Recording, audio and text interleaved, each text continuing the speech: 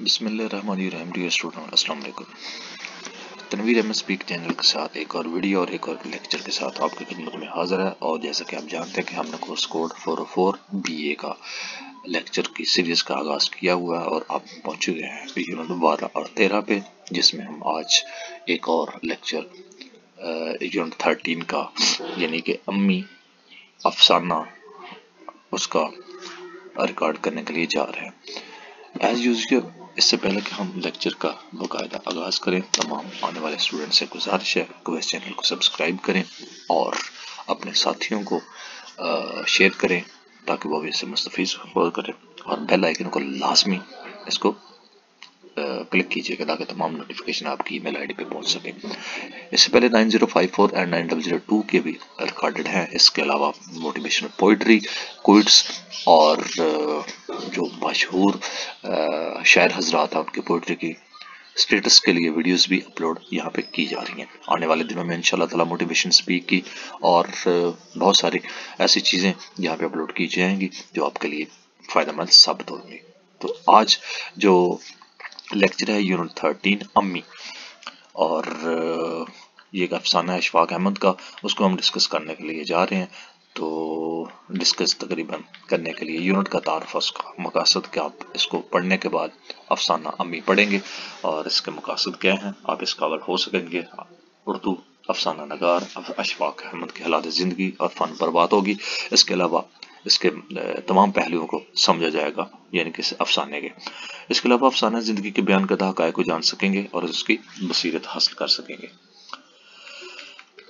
فرست as usual Ashfaq Ahmad اور اس کی افسانہ نگاری متن کا اس میں ڈسکشن ہوگا اور امی کا تجزیہ کیا جائے گا. خود ازمائی ہوگی اور جواب بات جس طرح ہوتے ہیں. اشفاق احمد اور ان کی افسانہ نگاری. اشفاق احمد 22 اگست 1925 کو ضلع فیروزپور مکسر مشرقی پنجاب میں پیدا ہوئے. کہ میں پاکستان کے بعد لاہور آ گیا اور یہی مسکر رہائش اختیار کر لی. ایم اے اردو کالج لاہور سے کیا، پھر بیرون ملک سے اطالوی اور فرانسیسی زبانوں میں ڈپلومے حاصل کیے. دیال سنگھ کالج لاہور کے علاوہ روم یونیورسٹی اٹلی میں بھی 2 سال اردو کے لیکچرر رہے. کچھ عرصہ ماہنامہ لیل و نہار اور داستگن گو کی ادارت بھی کی. 4 سال تک ادارہ علاقے تعاون برائے ترقی یعنی کہ RCD پاکستانی شاخ کے ڈائریکٹر رہے. آپ متعدد علمی ثقافتی اداروں کے ممبر بھی رہے. کچھ عرصہ قبل لاہور میں آپ کا انتقال ہو گیا. اشفاق احمد نے اپنی ادبی زندگی کا آغاز افسانہ نگاری سے کیا. اب ان کا شمار ملک میں ممتاز افسانہ نگاروں میں ہوتا ہے. اشفاق احمد نے ریڈیو اور ٹی وی کے لیے بہت سے کھیل کھیلے، چنانچہ موجودہ نسل ان کو ریڈیو ڈراموں کی وجہ سے بھی جانتی ہے. اشفاق احمد ریڈیو میں اپنے ایک مشہور کردار تلقین شاہ کے نام سے بھی پہچانے جاتے ہیں. اشفاق احمد کے افسانوں کے اب تک کئی مجموعے شائع ہو چکے ہیں، جن میں ایک محبت و افسانے، اجلے پھول، سفر مینا، فلکاری افسانوں کے مجموعوں کے علاوہ اشفاق احمد کی دیگر چند نمایاں تصانیف درج ذیل ہیں.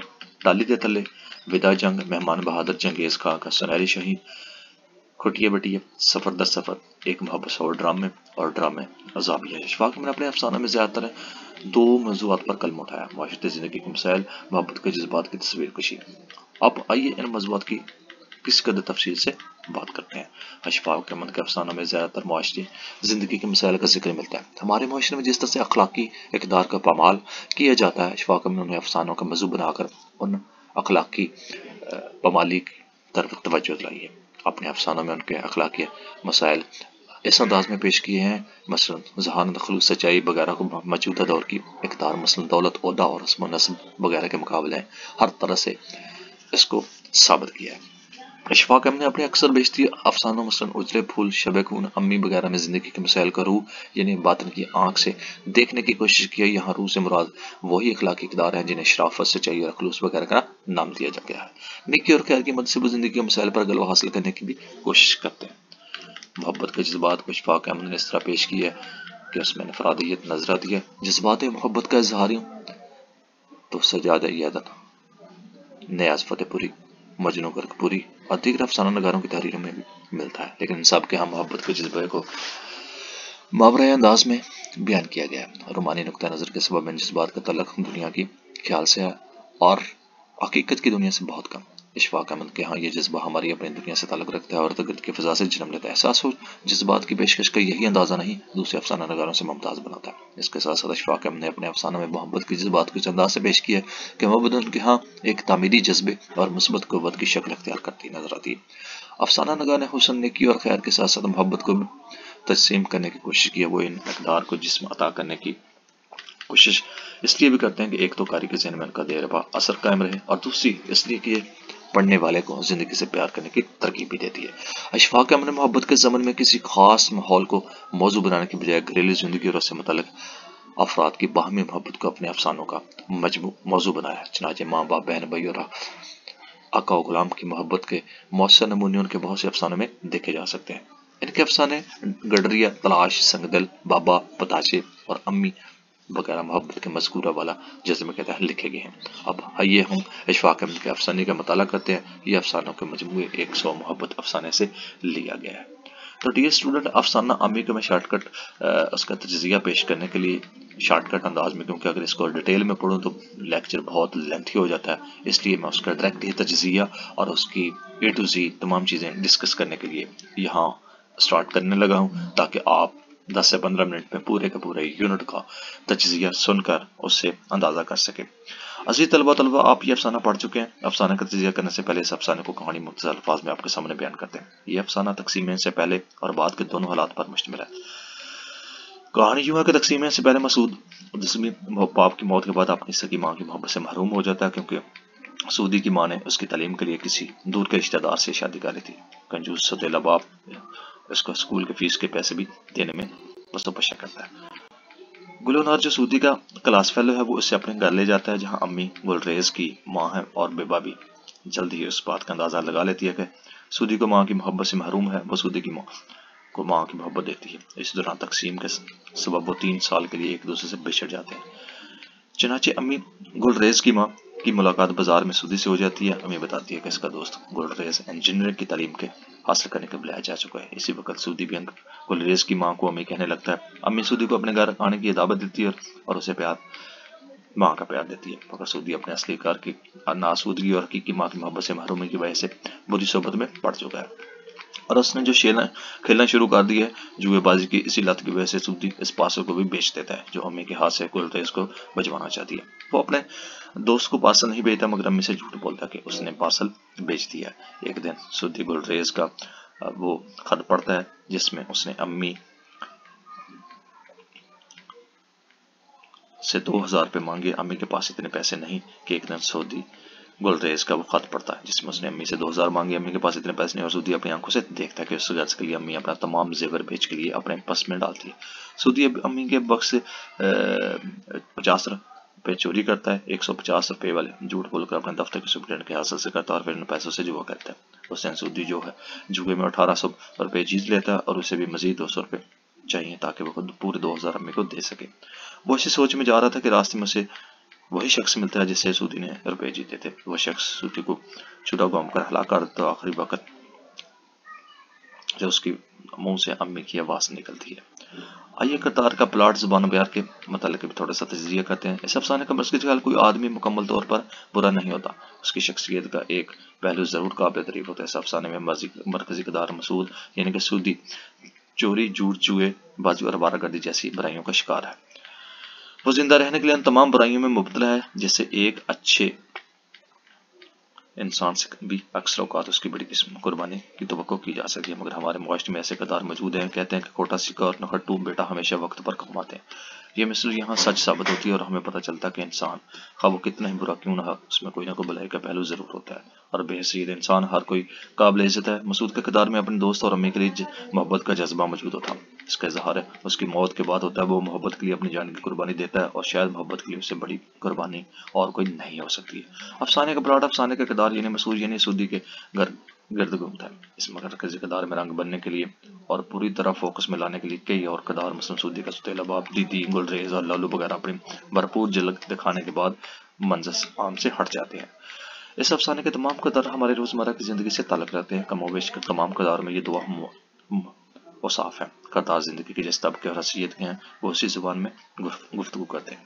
ان کی سوچ اور عمل بالکل فطری اور اپنی حیثیت کے مطابق ہے۔ آئیے مذکورہ والا اوصاف کی روشنی میں ہم افسانے کے کردار کا مطالعہ بھی اس انداز سے کرنے کی کوشش کرتے ہیں۔ افسانے کے مرکزی کردار سعودی کی پیشکش بالکل فطری ہے۔ بچپن میں باپ کی محبت اور شفقت سے محروم بچے میں چوری اور دوسری بری عادت کا پیدا ہو جانا ایک فطری بات ہے۔ चनाचे सूजी के किरदार में ये खामियां मौजूद हैं। ऐसे किरदार हेरा फेरी के भी होते हैं, चनाचे इसकी झलक भी दिखाई गई। अफसाने के दूसरे किरदार में मसूद की हकीकी माँ का किरदार एक मजबूर और बेबस औरत का किरदार है, जिसका अपने दूसरे जाबर खामद के आगे कुछ नहीं चलती। अपने पहले खामद की वफात के बाद वो अपने बेटे मसूद की तालीम तरबियत के लिए मजबूरन दूसरी शहर के लिए, इसके नतीजे में उसे अक्सर औकात खिलाफ लंबी लंबी बातें सुनना पड़ती है। मसूद का सुतेला बाप सही मानों में सुतेलेपन का मुजाहरा करता है। वो बात बात पर मसूद को डांटता और बुला भला कहता है। इसके लहज में बाप की मोहब्बत और शफकत नहीं है। उसके नज़दीक जिंदगी सिर्फ रुपये पैसे का दूसरा नाम है। एक नैये की तरह उसकी सोच आमदन और खर्च से आगे नहीं बढ़ती। बोलते इस तकसीम से पहले का मसूद का दोस्त और हम जमात है। ये किरदार थोड़ी देर के लिए सामने आता है। वो एक दफ़ा मसूद को ले अपने घर आ जाता है। यहाँ मसूद की मुलाकात गुरेज की अम्मी से होती है। बेशक ये किरदार थोड़ी देर के लिए हमारे सामने आता है, लेकिन इस बात का पता चलता है कि मसूद का पुरखलूस दोस्त है। गुलरेज की अम्मी से मसूद की पहली मुलाकात उसी वक्त होती है जब गुलरेज मसूद को अपने घर ले जाते हैं। उसके बाद मसूद भी उसे अम्मी कहकर पुकारना शुरू कर देता है। अम्मी मसूद को गुलरेज की तरह चाहने लगती है। इसका सबब खाक कुछ हो, लेकिन अम्मी को यह भी मालूम है कि मसूद हकीकी माँ की मोहब्बत से महरूम है। वो रात भर जाकर मसूद का इंतजार करती है। मसूद अम्मी को हर तरह से फरेब देता है और तंग करता है, मगर अम्मी उसकी बातों का बुरा नहीं मानती, क्योंकि वो हकीकी अंदाज में माँ के जज्बात रखती है और बेवा उनके सबब उसके रवैये में औलाद के लिए अजाफी शफकत भी मौजूद है। वो अपने बेटे की ज़रूरत पूरी करने के लिए अपने तमाम जेवरात बेच देती है, जो हर औरत को अपने इंतहाई अजीज़ होते हैं। अम्मी के किरदार में ममता के जज्बात की पेशकश भी बहुत फितरी है। दीदी का किरदार तमाम घराने से अलग थलग एक खुदसर और अपनी ज़ात में गुमसुम लड़के का किरदार है। ये पहले मगरूर थी, मगर एमए का इम्तिहान देने के बाद उसके गरूर में कुछ और इजाफा हो जाता है। इस किरदार में हमें पढ़े लिखे तबके के लिए बेतकबर की झलक दिखाई देगी। इसका गरूर भी ये कबीर वो अपनी माँ से भी सीधी नाम बात नहीं करती और उसके जरिए की वजह से इस बात कराने से कतराती है। इसके अलावा सुपरडेंट, नौकर, दीनू, रुकने वाला, लालू, चीतू वगैरह के किरदार भी इस अफसाने में अपनी हैसियत रखते हैं। इस तरह से मुख्तलिफ आपस में मरबूत दिखाई देते हैं। प्लॉट की मजबूती के सबब अफसाने में वो खूबी पैदा हो गई है, जिसे वहदत का असर नाम दिया था। अफसाना नगार एक सोचे समझे असर को उबारने के लिए मुख्तलिफ ऐसे वाक़यात तख्लीक करता है कि उसके जहन का तासर बड़ी हद तक कारी में मुंतकिल हो जाता है। नौजवान की लड़की, दीदी, सुतेले बाप, हकीकी माँ, जवारी लोगों और मसूद जैसे बेफिक्र नौजवान की गुफ्तगू और अमल से ये बात साबित हो जाती है कि अफसाना नगार को इंसानी नफ्सियात का किस कदर गहरा शऊर हासिल है।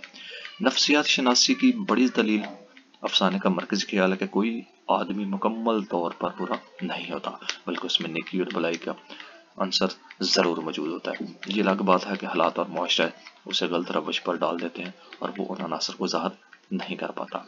इंसानी नफ्सियात के गहरे शऊर के साथ साथ ज़ेरे मुताला अफसाने में रोज़मर्रा कामों में भी बारीक मुशाहदे की मिसालें देखी जा सकती हैं। मसलन नरम मुलायम आवाज़ को नरगस के, डेंटल ज़्यादा तेल लगे बालों को पतली की सदोरी और जेबों के इस तरह के शिकने को वो गाया की ज़ुबान से तशबीह देना अमीक मुशाहदे की कामयाब मिसालें हैं। अशफाक अहमद कदीर अफसानों की तरह ये अफसाना भी मोहब्बत के मरकजी नुक्ते के गिर्द घूमता है। चनाचे इस वजह से अंदाज़े बयान के एक ख़ास अंदाज में डाल गया। मौजूदा दौर के अलामती या तहरीरी अंदाज की बजाय अशफाक अहमद ने कहानीपन की मौजूदगी के साथ सीधे अल्फाज बात कही है, मगर यह अंदाज दिलचस्प और मौसर है। अफसाने की ज़ुबान सहल है और इसी में दबाती है। कहीं कहीं किरदारों की ज़ुबान में पंजाबी अल्फाज का खूबसूरत पैबंद भी लगाया गया। एक अच्छे अफसाने की तरह इस अफसाने में इख्तिसार की खूबी भी मौजूद है। बेजा तवालत नहीं है। तवालत इसी कदर है जो किसी वाक़े को बयान करने के लिए ज़रूरी होती है। तो ये अफसाना अम्मी जो अशफाक अहमद ने लिखा था, ये उसका शॉर्टकट वर्जन जो हमने आपके सामने पेश किया। ये खुद आजमाई के कुछ सवालात हैं और आगे कोई जज्बात जो हुआ था आप इसको मज़ीद देखकर अपने नॉलेज में इजाफा कर सकते हैं। तो ये था आपका यूनिट 13 और अम्मी का तज्ज़िया, जो अफसाना अशफाक अहमद ने अपने मखसूस अंदाज में उसमें सादगी और बड़ी आसानी के साथ लिखा हुआ है। और उम्मीद है कि आपको लेक्चर ये भी दूसरों की तरह पसंद आया होगा। और हम जो है ना आगे यूनिट 14 की तैयारी करते हैं और आपसे इजाज़त चाहते हैं। इससे पहले कि हम لیکچر کا اختتام کریں۔ تمام اسٹوڈنٹ سے گزارش ہے کہ اس چینل کو سبسکرائب کریں تاکہ آپ کو آنے والے دنوں میں نہ صرف اردو کے لیکچرز بلکہ English, B S Urdu, B S اسلامیات، بی ایس ہسٹری، تمام یونٹ کے اور سبجیکٹ کورس کے لیکچر یہاں پہ اویلیبل ہوں گے۔ اس لیے آپ اس چینل کو زیادہ سے زیادہ لوگوں تک پہنچائیں اور شیئر کریں۔ مجھے دیجیے اجازت، میری طرف سے اللہ حافظ۔